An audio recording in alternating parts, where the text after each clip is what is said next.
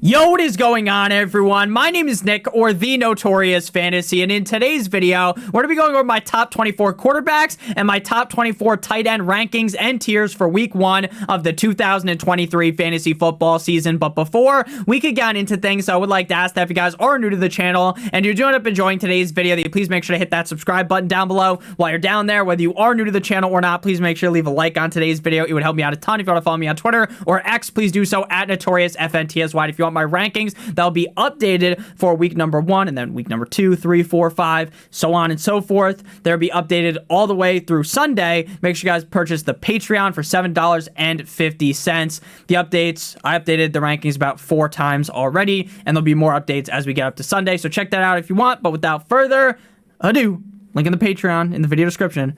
Let's get into my top 24 quarterbacks and tight ends for week numero 1. We begin with the S tier at the quarterback position at number 1 with Lamar Jackson of the Baltimore Ravens going up against the Houston Texans. Now, this might be one of the easiest matchups on the week for a quarterback, especially when you take into account how skilled Lamar Jackson is. Now, even if for some reason Mark Andrews isn't able to go, and same thing goes with Odell Beckham Jr., I think even with just Rashad Master Bateman, Zay Flowers, as well as the utilization of their backup tight end that for some reason people love to draft in fantasy football drafts, I really do think that Lamar Jackson is going to go nuclear. The Houston Texans defense is soft as baby shit. I expect Lamar Jackson to roll him up like a blunt and smoke him. Again, even if Mark Andrews or Odell don't play, I expect both of them to play. I think Lamar has a huge showing, a very safe bet to be a top 3 quarterback and a very safe bet to be the quarterback 1 on the week. At number 2, we got Jalen Hurts of the Eagles going up against the Patriots in New England. Now, 2 polar opposite matchups, right? The Texans defense, no bueno, very bad, and then you have the Patriots defense that might be a top 10, top 8 defense in the National Football League. At the end of the day, though, the Eagles offense itself is so good, right? They have AJ Brown, Dallas Goedert, Devontae Smith. They have a great offensive line. They have some solid running backs, and Jalen Hurts himself has so much rushing upside. Even though on paper this is far from an ideal matchup, I would find it impossible to rank Jalen Hurts any lower than the S tier. A little behind the scenes, I don't include any of the players that already played on Thursday Night Football. All of my rankings, except for the running back ones, typically come out after Thursday Night Football, so the Thursday Night Football players will never be included in this, but if they were, Mahomes would be in this tier as well. Moving to the A tier, we got Justin Fields, Justin Herbert the pervert, Trevor Lawrence, Josh Allen, and Joe Burrow, Joe Shiesty. So Justin Fields up against the Packers. On paper, this is definitely a tough matchup, not a soft serve matchup like Lamar going up against the Texans. Ultimately, though, I think Justin Fields' skill set alone is going to have him ranked very highly every single week, even in tougher matchups, right? The upside of him rushing, even against the Packers, for over 100 yards, maybe rush in a touchdown or 2, are just so incredibly high. In order to rank him much lower, this man would have to be playing up against the 85 Bears defense, and even then, I would still have Justin Fields projected to run for a bunch of yards. I think the addition of DJ Moore, wiki, is going to help him out a ton, so I think Justin Fields has a great game to start off the year. At number 4, we got Justin Herbert going up against my Miami Dolphins defense. I do genuinely believe that Vic Fangio is going to patch up what was wrong with the Dolphins defense last year, doing all that zero blitz bullshit, and it was very evident during the game against the Chargers last year that the Dolphins needed to fire their defensive coordinator. At the end of the half, the Dolphins defense lined everyone up on the goal line instead of playing actual defense, and Austin Eckler ran directly through it, bulldozed through it, and then hit his fucking bullshit guitar situation in my face, his celebration. And it hurts, and I hope Vic Fangio doesn't do the same thing. But without Jalen Ramsey, I do genuinely think that Justin Herbert should have a good game. This should be a higher scoring game on the week. So Justin Herbert, the pervert, is my quarterback 4. At number 5, we have T-Law of the Jags going up against the Colts in Indianapolis. Now, this is another game where it is a cupcake matchup. The Indianapolis Colts defense is like going through butter with a hot knife, right? This is going to be a very solid showing out of Trevor Lawrence. This guy looked incredible last season. I think he starts the season off strong up against the Colts. At number 6, we got Josh Allen going up against the Jets in MetLife. Now, this matchup definitely scares me, but Josh Allen is still a must-start quarterback. Even though he struggled last year against the Jets defense, I can't feasibly sit Josh Allen. You drafted him in the 2nd or the 3rd round. Some crazy motherfuckers like Ice Cube drafted him in the 1st round. So you're sticking with it. I get this probably won't be his best game of the season, but if you sit Josh Allen, and you're like, all right, I'm going to play instead Sam Howell, then you have what is coming to you, right? You are going to feel so much sadness when Josh Allen outscores Sam Howell. So don't get cute. It's week fucking 1. Don't overthink things. Start Josh Allen. At number 7 to close out the A tier, Joe Shiesty. Mr. Money Bags just got his big contract going up against the Browns in Cleveland. We have seen that Joe Burrow has historically struggled against the Cleveland Browns. I think this game on paper says it's going to be high scoring. Vegas thinks it's going to be high scoring. I think it's going to be a lower scoring game. But at the end of the day, you're not sitting Joe Burrow. He's got Jamar Chase, Tyler, Boyd, as well as T. Higgins. They've got a solid offensive line. You're not sitting these guys. Moving now to the B tier, we got a guy on his own. My boy Tua Tagovailoa going up against the Chargers defense in LA. Now, Teron Armstead, starting left tackle of the Dolphins, is out. That man is the heartbeat of the offensive line. That man is the reason why I thought Tua was going to be able to survive the 2023 NFL season. Knock on wood, we do not root for injuries. I fear for Tua in this matchup without Armstead. Ultimately, I think he'll be fine. Ultimately, I think this will be a higher scoring game. That's what Vegas is telling us. I think Waddle and Tyreek are going to be open. The question is, will Tua have enough time to get it done? So that puts him in a tier of his own. He's better than the guys below him. He's close to the guys above him, right? He's just peeking over the fence like Wilson in Home Improvement. But because Teron Armstead is out, I simply can't put him in the A tier. Moving now to the C tier, we got quarterbacks 9 through 13. At number 9, we got Kirko Chains, Big Kirko, dripping like that, going up against the Tampa Bay Buccaneers. This, to me, is a classic trap game in terms of betting, right? You look at the line and you're like, why are the Vikings only favorited by like 6 points? And then you bet the Vikings, and then somehow the Bucs win, right? Somehow Baker Mayfield pulls a rabbit out of his ass and wins the game. Kirk Cousins against the Bucs defense, very good matchup. Kirk Cousins, to me, is one of the safest quarterbacks in fantasy football. He's like wrapping a Durex around your squad. Every single week, he's going to be somewhere from quarterback like 8 to 15. Could he be the quarterback 5 1 week? Yeah, but he's probably never going to be the QB number 1. And that's fine, right? Quarterback 9, quarterback 10 in the actual rankings with Patrick Mahomes, but quarterback 9 on the week without Mahomes. Pretty fair ranking, in my opinion, for Kirko Chains. At number 10, Geno Smith of the Seahawks going up against the LA Rams. The Bucs and the Rams, in the back of a lot of people's heads, they're like, oh, that's a good defense. This is not a year, 2, 3 years ago, right? These defenses aren't that great anymore. Geno Smith has JSN good to go. He's got Lockett in my pocket skirt. He's got DK Metcalf. Geno Smith going to be a very solid option. All 3 of these guys, Kirk, Geno, and number 11, Dak Prescott, are basically the same quarterback. They're guys that are pretty good. They're guys that won't carry your fantasy team, but they also won't sink the metaphorical ship of your roster any given week.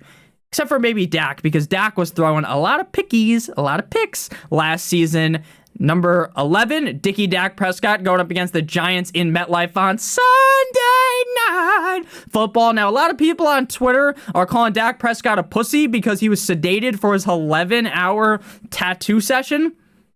I don't have a tattoo. I have no idea how much it hurts. So I'm not going to say this guy's a pussy, but that's what people are saying. Not me, though. I'm not saying that, but people are saying that. A lot of people are saying that. But Dak Prescott, that was a terrible impression of who I was trying to do. But Dak Prescott against the Giants, he's going to be fine. The Cowboys are 11-1 against the Giants in the last 12. Now, that's because of the terrible coaching. I think Brian Daboll steps things up here. Daboll has yet to beat Dallas, but this might be. First time is the charm here. I like Dak a decent amount every single week. He just feels very safe. At number 12, this is where it gets a little bit risky with Deshaun Watson, right? Up against the Bengals. Again, I talk about how I feel like this might be a lower scoring game. This is a tough matchup. As a whole, AFC North battles are always kind of like this. I think Watson bounces back this year, but I think it does take a set of balls on you to want to roll out Watson in week number 1, because what if he looks like what he looked like last year, right? Maybe it takes 2-3 weeks for him to turn back into the guy that he was a couple of years ago. So, I have Watson ranked, I think, fairly as a top 12 quarterback. I really do believe that if this guy shakes off the rust, shake it off, like the fucking Taylor Swift song, this guy could be a top 3 quarterback in fantasy football. We saw his rushing upside in Houston. We saw it in the preseason. He's got great weapons. He's got Elijah Moore, Amari Cooper, David Njoku. He also has Donovan Peoples-Jones as well as 9-inch Nicholas Chubb. I think Watson's going to bounce back in a big way this year, but it does feel a little bit gross to throw him in your lineup to close out the C tier. Number 13, Danny Dimes, Vanilla Vic of the Giants going up against the Cowboys. I love Daniel Jones because of his rushing upside. I think he is the best wide receiver core he's ever had in his NFL career, but the health of Mr. Darren Waller is going to influence my ranking of Daniel Jones. If Waller doesn't play, I feel like you'd have to bump Daniel Jones potentially down, but the problem is, as you'll see when we flip to the D tier, things are real gross down there. So I'm probably still playing Daniel Jones over those guys, but if Waller plays, the upside is a lot higher for Daniel Jones. I think he's a huge red zone threat for Danny Dimes. Danny Dimes, though, with a lot of rushing upside, should be a safe bet every single week with a decent amount of upside. Moving now to the D tier, I said it's gross. We got Mr. Unlimited of the Broncos going up against the Las Vegas Raiders at home in Mile High. Russell Wilson is another guy where it's just gross. You feel like a little bit of icky when you go out and play him. And women use the term, you feel the ick or whatever. I don't know what the fuck that is. Like when a guy's eating with a fork and bites down on the fork incorrectly or something, right? That's what people talk about on TikTok. I get ick, which is some stupid fabricated word, but it really does feel disgusting to throw Russ in your lineup. Raiders defense, Swiss cheese. Going to be very easy for Russ. Question is Mr. Unlimited the old Mr. Unlimited, or is he the guy from last year that it was you're better off watching some fucking paint dry, right? You're better having some girl with high heels step on your balls for an hour over watching Russell Wilson. Next up, we got Sam Howell of the Commanders going up against the Cardinals. This is like the easiest matchup ever, but we've never really seen Sam Howell play an extended sample size in the NFL. He had a great game to end off last year against the Cowboys. Looked good in preseason, but again, you don't want to over-exaggerate preseason, right? I don't want to get down on my knees and hit Sam Howell with the Gawk 9000 from the fucking preseason, because we all know the preseason is very fugazi. That one year, I think the Lions, when they had that terrible record of 0-16, I think they went undefeated in the preseason, right? So the preseason doesn't mean shit. I think Sam Howell's pretty decent, and I would actually start him above Anthony Richardson because the matchup is just so much better for Mr. Sam Howell, and Terry McLaurin appears to be a full go. Don't know how much higher I want to rank him. I do have him kind of buried in my rankings, but he's a full go. You got Dotson, you got Curtis Samuel, McLaurin, solid receiver core for the young guy, Sam Howell. To close out the D tier, we got Anthony Richardson. If you guys have enjoyed this far, hit that subscribe button, hit that like button down below. AR going up against the Jaguars defense. First ever game. Again, another guy where do you really, like, I am someone who went out on a limb and said I really liked Anthony Richardson this year. But again, even though this isn't the most fierce Jaguars defense ever, I don't know if I could trust the first ever fucking game of Anthony Richardson behind a suspect offensive line. Now, do I think that like 3-4 weeks in the season, this guy might be like a legitimate top 10 option because of rushing upside? Yes, I do think that. But in week one, you've seen rookies really struggle. A lot of the time early on in their career or early on in the season, I don't know, man. I'm just going to pass on Anthony Richardson week one. Again, if you had to start him, go ahead. But, like, you can make an argument for the guys that are in the E tier, Rodgers, Carr, Love. Like, maybe you feel more confident playing those guys. Rodgers against the Bills. I think this game reeks of very low scoring, a lot of running. I think that while the Jets fans are going to be blowing their load when they see Mr. Aaron Rodgers, Mr. Discount double check run onto the field, I get it. It's cool. You finally have a quarterback that isn't addicted to fucking MILFs or Mike White or Joe Flacco. But, look, Rodgers is going to be fine this year. I just don't know week one is when he gets it up and has the huge game, right? I think Breece Hall's health is going to greatly help him, but I don't think Breece Hall's fully healthy for week one. Number 18, Derek Carr of the Las Vegas, nope, not of the Raiders, of the Saints, going up against the Titans. That's one that will really trick your brain. I talked about this in a couple of videos ago. I don't remember which video it was, but I remember how weird it was seeing Mr. Brady go from the Patriots to the Bucks in a jersey. I know that Carr is not even on the same not even the same stratosphere as Brady, but it is going to be weird. Same thing with Rodgers. Like, seeing Rodgers go from a Packer to a Jet, weird. Not as weird because Favre did the same thing, but Carr from the Saints, or from the Raiders to the Saints, it's just going to be weird. It's going to be weird. Now, I know he's on the Saints. I knew that. I don't know why I said Raiders, because I love screaming Raiders, but you get what I mean, right? It's definitely going to be a weird experience. So Carr against the Titans. Titans defense, another Swiss cheese defense. How good is Derek Carr, though? The guy didn't look really good at all last year. He got benched for Jarrett Stidham. But solid receiver core in New Orleans. Solid offensive line. Good defense. Should be fine. Quarterback 19, Jordan. Do you love me? Love me tender. Love me sweet. Of the Green Bay Packers going up against the Chicago Bears in Chicago. Jordan Love, not his first ever start, but really his first ever start as like the guy in Green Bay. Bears defense is eh. Watson not being there hurts him. We've also heard that Dobbs isn't fully healthy either. So yeah, I mean, not his best weapon core going out there. I think there's better performances ahead for Jordan Love compared to this week. I think Watson's a huge part of that offense. Moving now to the F tier to close out the quarterbacks before we pivot on into the tight ends. Big cock Brock Purdy of the Niners going up against the Pittsburgh Steelers in Pittsburgh. I don't know why I just had a lisp like a Mike Tyson, but Brock Purdy, big cock Brock against the Steelers. Again, if you have to start anyone in this range and you're in a one quarterback league, you did something wrong. If you're a two quarterback league, this is your QB2. Okay. I love Brock Purdy. I'm a Brock Purdy truther. I'm a Brock head. But the Steelers defense is no joke, right? This isn't going up against the Vikings or the Falcons or the Cardinals or the Raiders, right? These garbage ass defense. The Steelers are legit. Steelers also notoriously great at messing shit up in week number 1 and just winning a game. Like, Tomlin is great at home as an underdog in terms of betting. Brock Purdy should be fine. He's got Debo, Ayuk, hopefully Kittle. Like, all the tight ends are hurt. Like, every fucking tight end is hurt, but I think Purdy does fine. But again, this isn't going to be his best showing. Stafford against the Seahawks in Seattle. Cooper Kupp is gone. He's hurt. Might be on the IR, according to Sean McVay, which I kind of told you might happen. Not a great, okay matchup. Not great without Cooper Kupp. How healthy is Stafford with the back, the neck, his pussy, and his crack? Just doesn't seem great for Stafford. Again, I'm starting Stafford over guys like Desmond Ridder or Jimmy Garoppolo, but that's not really saying much. Kenny Pickett up against the Niners defense at home in Pittsburgh. Again, just two tough defenses going up against each other. Some old school defensive football. Cool to watch. Not great for fantasy. Small hands Pickett. Quarterback number 22. Number 23, Ryan Tannehill of the Titans going up against the Saints in New Orleans. I'm a Tannehill guy until I die. Baby, I'm a Tannehill fan. I think Tannehill is going to be better than people think this season, but I don't think that starts week 1 against the Saints defense. Just not really failing Tannehill. But again, I'm not trying to just say like any of these guys really suck.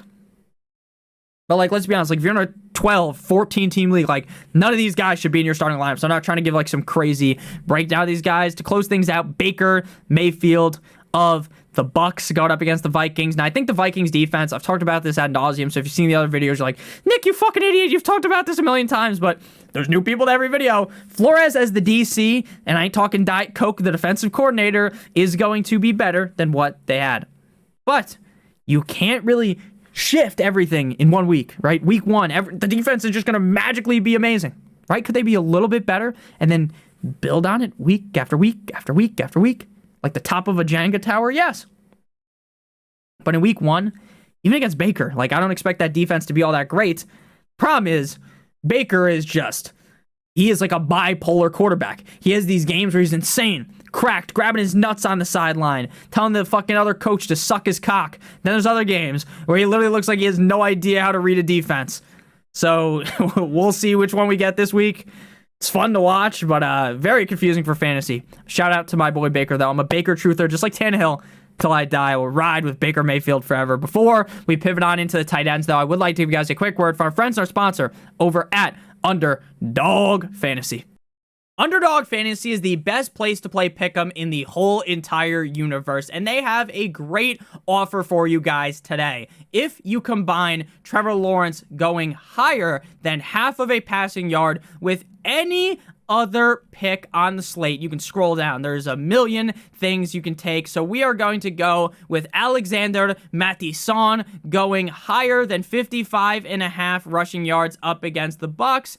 If you place a max of $10, so $10, you will get 3 times of the amount that you place on here if both of those are correct. If you want to go ahead and add another pick'em pick here, you can get 6 times. If you add another 10 times, all the way up to 20 times on Underdog Fantasy. If you guys are new, make sure you guys take advantage of this offer because, again, higher than half a total yard, that's a freebie. All you need is Madison or whichever pick you make besides that to go higher or lower than what you pick, and you will get 3 times the amount of money that you put in. If you want to check this out, use promo code Notorious for a first match deposit bonus of up to $100. You deposit $100, they give an additional $150, additional $50, $25, additional $25. Minimum deposit on Underdog is $10. Link is also in the video description. They have a mobile app as well as a website, so back on in to the video. Back on into things here. We are in the S tier at the tight end position, beginning with Mock Andrews. Now, Mark Andrews, quad, questionable for week number 1.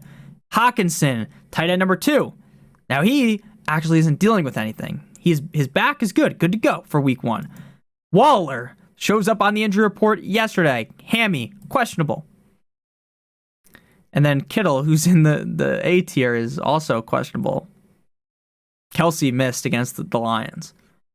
Maybe being a wait on tight end guy this year was the way to go, right? The 1 year where I tell everyone, holy shit, it's the year where you need to start drafting tight ends higher. I just get bent over the table by injuries, just fucked in the ass without the use of lube. It sucks. It hurts. Really does. I was a huge tight end truther this year, and it just, of course, this is what happens, right? I think Andrew's going to play on one fucking leg. He'll use his cock as his third leg, his second leg. He'll be fine as long as he plays. Hawkinson. Great matchup against the Bucks. He's not hurt, so he might end up being the tight end at the end of the week, tight end 1 at the end of the week, because he's actually healthy. Right? The war of attrition, he stayed healthy. Tight end number 3, Darren Waller of the Giants going up against the Dallas Cowboys. Hamstring for Waller. Where have you heard that before? I'm a Darren Waller truther, so this one hurts. Tough pill to swallow when everyone in the comment section was like, Nick, you fucking idiot. I'm not drafting Darren Waller again. This guy's gotten injured so many times. And I was like, take the risk. It'll be fine. Hurt before the fucking first game even kicks off, right? Man, you just hate to see. I mean, I sound like I'm like crazy, like the Joker or something, right? But it is annoying. If he plays, he's going to be good, though. He's going to be good. Moving now to the B tier, or the A tier. Dallas Goedert, Kyle Pitts, Kittle. Goddard, another one of those guys, straight up missionary sex, double condom wrapped around your team. Patriots matchup, not great, but he's going to get you 10 points. Is he going to get you 20? Probably not, but he's going to get you 10. And you're going to feel good about it because he actually plays. At number 5, Kyle Pitts. Going up against the Panthers. Kyle Pitts, straight up firecracker. I know what I think about Kyle Pitts season long. I think he's going to be good. But every week you throw him in your lineup, it's like, holy shit. Like, this guy might explode my team, or he might just take a deuce on the chest of the other team. Pitts, to me, now this is like, wow, what genius analysis you have, Nick. I think he could finish with 3 fantasy points against the Panthers. He's just in the doghouse for some reason. Or he has like 25 points and he just is amazing. That's just really how I feel about him. But I like Pitts this year, so I'm going to keep ranking him highly. At number 6, Kittle. Kittle is dealing with a, survey says, up against the Steelers, a questionable tag. That's all it says. Groin injury. Not great. Not great, Jim. But we'll see. If he plays, you're playing him. I'll tell you that much. I'll tell you what. Moving now to the B tier. Higbee, Freiermuth, Ingram, Njoku. Love Higbee this week. Absolute wet dream for Higbee. No Cup. Van Jefferson is Puka, Nakua, Higbee might get 12 targets against the Seahawks. So I like that a lot. You like that? I like that a lot. Freiermuth up against the Niners. Not a great matchup. Freiermuth, though, solid tight end. Didn't really score a lot of touchdowns, but hopefully Pickett's throwing more touchdowns this year. Isn't throwing as many interceptions. Freiermuth's fine. So is Ingram. So is Njoku. Ingram against the Colts. Great matchup. Though they now have Ridley, Zay Jones, Etienne, Kirk, and Bigsby. They've got a lot of cooks in the kitchen. If Ingram scores, you're going to be happy. If not, you're going to be maybe a little bit sad. Closing out the top 10, David Njoku, the Chief, up against the Bengals. I saw a lot of stuff in the offseason. Nick, aren't you worried about the fact that Deshaun Watson actually doesn't throw to the tight end that much? If you look at his career in Houston, he didn't throw the ball to the tight end that much. Well, that's because tight end number 1 was Darren Fells.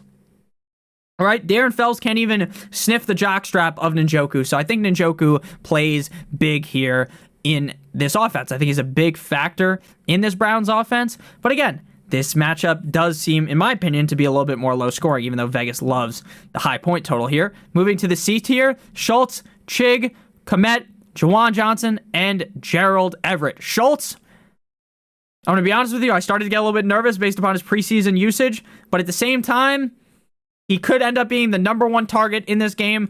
We've seen rookie quarterbacks like CJ Stroud kind of hug the safety net of a guy like Schultz in the past, right? That nice tight end safety net. So yeah, Schultz is all right. Chig, touchdown dependent. But again, things get so much worse, right? I know if you have to start one of these guys, it's gross. But the further we get down the yellow brick road, as we get to the D tier, the E tier, it gets really gross. So Chig, the addition of Hopkins hurts for Chig's upside. Treylon being fully healthy hurts. Derrick Henry being a beast hurts. But he still has that touchdown upside, and we saw him flash a bunch last season. Cole Kmet up against the Packers. It is a Robert Tonyan revenge game, who is on the Chicago Bears now, which a lot of people might not know. Maybe Tonyan scores, not Kmet. I think that Kmet and Fields have some solid chemistry.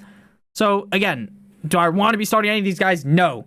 But, again, they're the best of the worst. Juwan Johnson going up against the Titans. I fear for my life that Taysom Hill is going to just score 3 touchdowns in any given game. But Juwan Johnson has looked good in the past. He is their starting tight end. And this game might be a little sneakier high scoring between the Saints and the Titans to close out the C tier. Gerald Everett. The addition of Quentin Johnston, I think, is going to hurt on the long run of Everett. It's going to hurt Mike Williams as well. But in week 1, I don't expect QJ to be out there a lot. I think that's going to help out Gerald Everett. Again, another touchdown-dependent tight end. Moving now to the D tier here. We got just one guy, and that's Greg Dulcich. Now, we actually had 2 in here, Sam Laporta and Greg Dulcich. Laporta did all right. I mean, if you were expecting him to score 15 fantasy points, you're a little crazy. Dulcich, a guy that might be getting cucked by Adam Troutman as the starting tight end, because that's just how things go, right? You draft Dulcich, and then for some reason, they want to use fucking Adam Troutman. Not great. He practiced, though, on Thursday. He was out for personal reasons. So he's going to play. How much will he play, though, is in question. But again, how much will he play is a question. Also, when you get to the E tier, I just think he's a little bit better than these other guys. The E tier, tight end 17 through 22. Luke Musgrave, Dalton Kincaid, Hayden Hurst, Irv Smith, Tyler Conklin, Ferguson. If you want the most amount of snaps, I think you can go to Hayden Hurst or Conklin. Musgrave, I think, is going to play a decent amount of snaps for the Packers. A lot of reports out of training camp, out of preseason, that he's looking really good. Obviously, out of preseason, like, you could just watch the game, right? He's playing a crazy amount of snaps. He's going up against the Bears without Watson. I think that could upgrade Musgrave. But again, it's a rookie tight end. We all know the risk of playing rookie tight ends. Dalton Kincaid, how much is he going to play versus Dawson Knox? That is a question that I will answer right here. I think early on, we might see more Knox. As the season prolongs, we see more Kincaid. Very touchdown or bust for Kincaid. Hayden Hurst going to be out there a decent amount. We could see Bryce Young look to go to that safety net of Hayden Hurst. The thing is just Hayden Hurst really isn't that good. At number 20, we got Irv Smith going up against the Cleveland Browns. Irv Smith was my guy maybe a decade ago. I loved Irv Smith a couple years ago. He got hurt, keeps getting hurt, gets hurt again. I can't buy into him again. And this is going to be the year he goes crazy, right? He's on the Bengals. So he's going to go nuclear, right? Because he's on the Bengals. And the one time that I don't draft him, I'm like, okay, I'm tired of this. I'm throwing you out. I'm getting rid of you. And then, boom, he fucking explodes and has an amazing season. So that would be just my luck. At number 21, can you do something for me? Tyler Conklin going up against the Bills. His role is reported to be the same as last year. He was pretty solid last year. Not the greatest matchup against the Bills, but this guy performed with subpar quarterbacks last year. And we know that if Rodgers has an actually good tight end, he will throw him the rock. And then Jake Ferguson. A lot of people hyping up Jake Ferguson. I get it. I do get it. Big shoes to fill with Schultz gone. They say everything's bigger in Texas. So big shoes for Jake Ferguson going up against the Giants. Again, week 1. I just don't know how much I would trust it. But again, then you get here to the F tier. And it's Hunter Henry and Noah Fant. You're like, oh, thank God I have Jake Ferguson, right? Hunter Henry going to be splitting with the gritty man himself, Mike Licky Amagasicki. Let's see how that plays out. I still think Henry's the number 1. We'll see. They're going up against the Eagles. Great defense. I do think it's a trap, though. It's a trap. The Eagles are going to somehow not cover, and the Patriots are. But I still think the Eagles win straight up. 24, Noah Fant.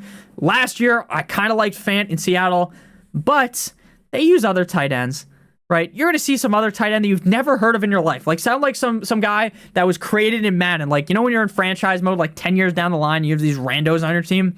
Or like in NCAA football, if you don't download the rosters, you just have like tight end number 69. That's going to be the guy who scores for the Seahawks, right? Tight end 69, a guy you've never heard of, came from the CFL, and is just scoring touchdowns. You're like, what the fuck, man? Where's no fan? So thank you guys for watching. If you did end up enjoying, make sure you hit that subscribe button down below. Hit that like button down below as well. It would help me out a ton. If you want to follow me on Twitter, please do so at NotoriousFantasy.